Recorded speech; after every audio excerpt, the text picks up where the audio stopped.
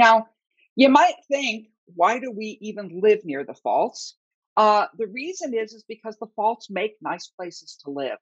This is a picture of the San Andreas Lake in Northern California or in Central California. That, in fact, the San Andreas Fault is named for it. It runs right through this structure. Oh, shoot, I didn't mean to do that. But look over here on the right.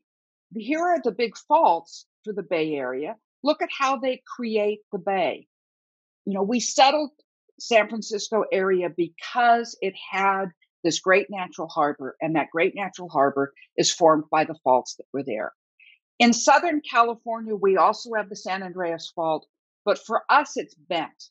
It takes what the geologists call the big bend of the San Andreas, and it actually then starts deforming a larger area and leading to compression through here.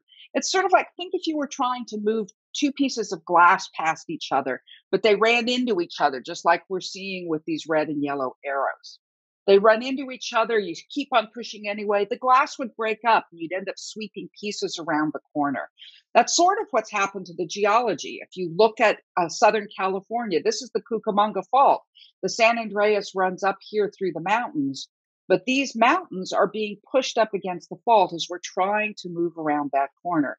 In other words, the mountains are here because of the faults, and the mountains are what give us the water that made it possible to settle Southern California. It gives us the um, uh, fault traps that trap the oil. I mean, Los Angeles was founded because we discovered oil here, and those oil fields are all distributed down our significant faults because the disruption from those faults created pockets that trapped the oil. So what we get is that preferentially people are located near where the faults are.